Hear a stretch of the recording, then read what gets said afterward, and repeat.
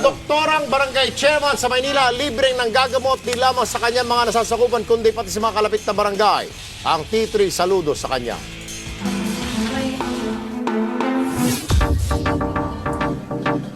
Libreng konsultasyon na, may pabaon pang libreng gamot. Yan ang serbisyong ibinibigay ni Barangay Chairwoman Maria Zinia Domingo Perez ng Barangay 1 sa Tondo, Maynila.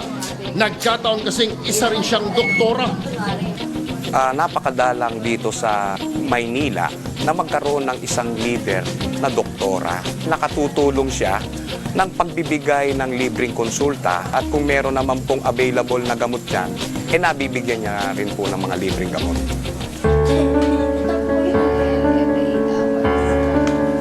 Laking tulong po talaga kasi po, imbis na dadalhin po namin sa mga ganyang ospital, kay doktora na lang po namin dinadala.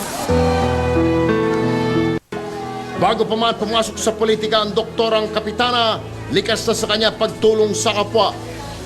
Sa katunayan ng kanyang libreng panggamot, di lamang bukas para sa kanyang mga kabarangay, kundi pati sa kanilang mga kalapit na lugar. Kaya naman di nakapagtatakang naparangalan siya bilang isang Most Outstanding Women Leaders ng Maynila noong 2012. Masarap ang feeling na nakakatulong na wala kang hinihinging kapalit.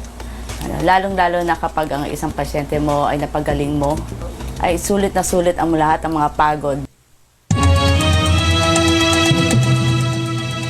Sa iyong di matawarang paglilingkod at pagmamalasakit sa inyong komunidad, ang T3 ay saludo sa iyo, Doktora at Kapitana Maria Zinia Perez. Saludo rin ako sa T3.